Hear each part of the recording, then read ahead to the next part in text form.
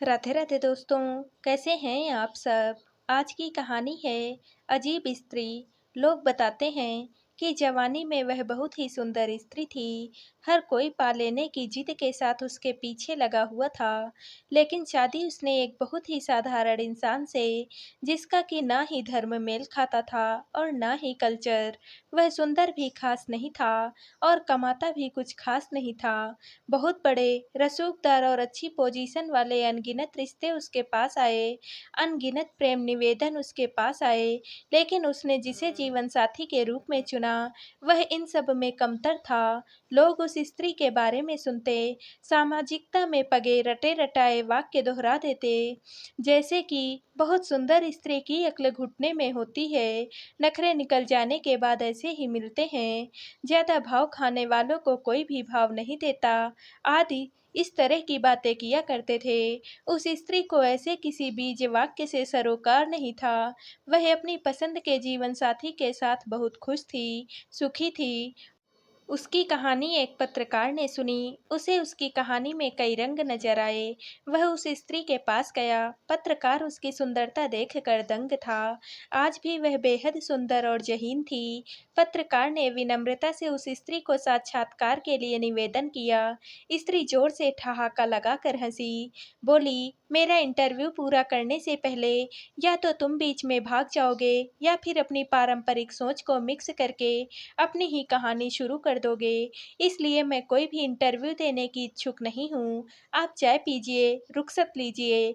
पत्रकार के जीवन का ऐसा पहला वाक्य था जब एक ही वाक्य में उसका खुद का इंटरव्यू हो लिया था। वह संभला और जैसे तैसे उसने इंटरव्यू के लिए उस जहीन स्त्री को राजी कर लिया। पत्रकार ने पूछा, आप बेहद सुंदर हैं।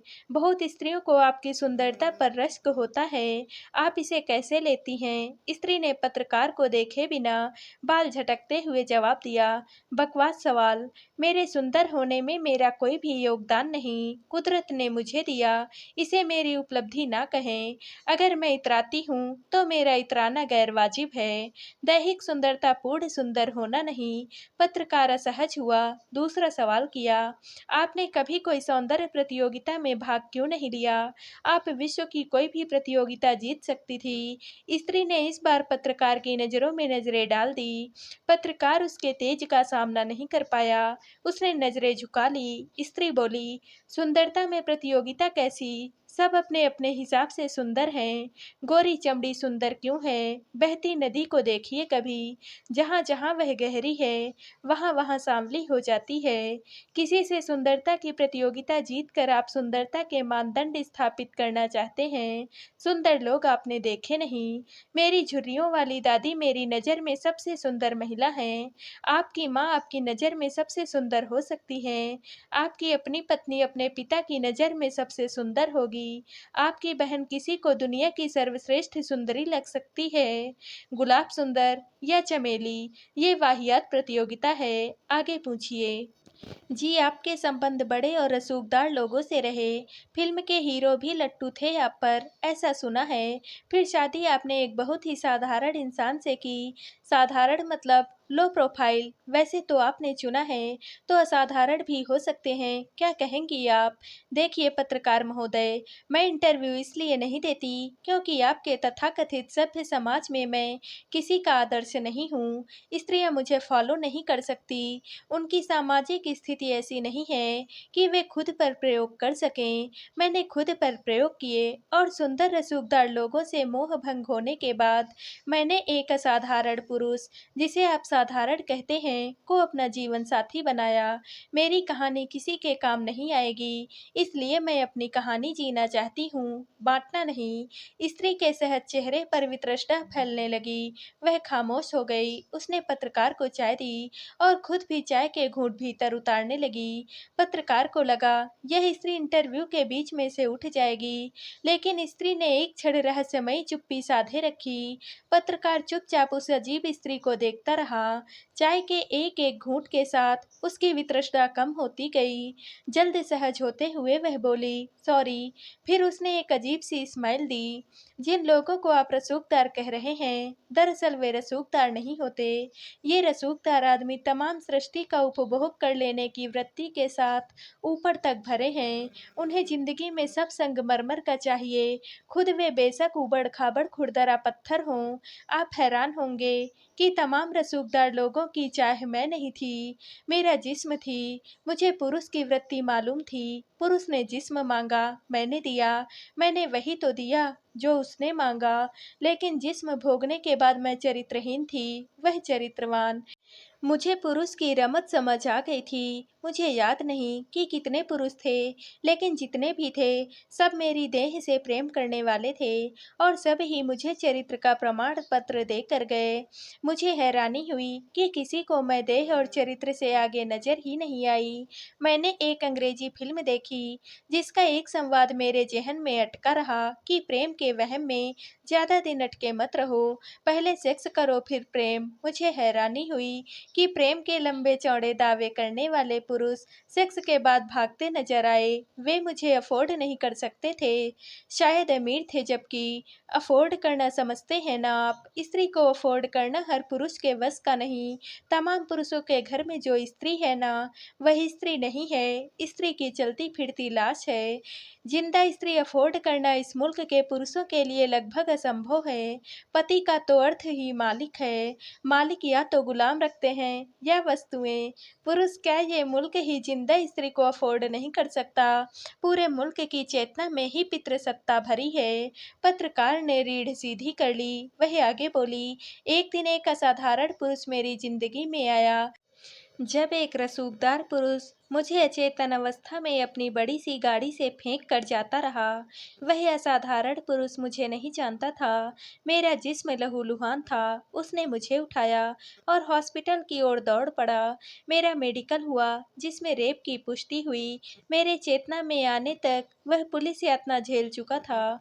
उसका बचना मेरे बयान पर टिका था। मैं चेतना में जब आई तो देखा कि मेरा पूरा जिस्म पट्टियों में जकड़ा हुआ है। मुझे बताया गया कि पुलिस ने उसे ही उठा लिया है, जो मुझे गोद में उठाकर यहाँ पर लाया। अपनी रिंग और गले की चेन डॉक्टर के पास रख गया कि मैं नहीं लौटूं तो इसे बेचकर बिल चुका देना। उसी रिंग और चेन से पुलिस का शक और गहरा हुआ कि यह इन्वॉल्व हो सकता है। मैंने किसी के खिलाफ शिकायत नहीं लिखवाई। वह असाधारण पुरुष लौट आया। उसने मुझे देखा। मैं तो टूटी फूटी पट्टियों में बंधी हुई थी, लेकिन उस पुरुष का वह देखना अद्भुत था। हजारों खा जाने वाली नजरों से अलग कोई नजर थी उसमें, जो भीतर तक उतरती चली गई। उसने मेरे हाथ पर अपना हाथ रखा। उसका स्पर्श भी बहुत ही अद्भुत था। वह पुलिस थाने से लौटा था, लेकिन उसने अपनी व्यथा नहीं गाई। वह धीरे से बोल पाया, ठीक हो। मेरी आंखें स्वतः बंद हो गई। कोई भी संवाद इतना मर्मांतक नहीं था आज तक जितना कि ये। मेरी आंख से आंसू टपक पड़ा। मैं भी हौले से कह पाई, हाँ ठीक हूँ। शुक्रिया मुझे बचाने के लिए। उसने अपनी उंगली के पोर से मेरी आंख का आंसू उठाया और आसमान में उड़ा दिया। मेरे होते मन नहीं भरना। मैं हूं ना। आज तक इतना बड़ा आश्वासन भी कभी नहीं मिला था कि मैं हूं ना। मन छोटा नहीं करना। उसने मुझे सहारा देकर लिटाया। पूछा, आपके घर पर मैसेज कर दूं? आपका कोई पता नहीं मिला हमें? मैंने कहा, मेरे घर पर कोई नहीं है, मैं अकेली ही हूँ। जबकि सब हैं, लेकिन मेरी प्रयोगधर्मिता से डरे हुए। मैं उन्हें इत्तलाह नहीं करना चाहती थी।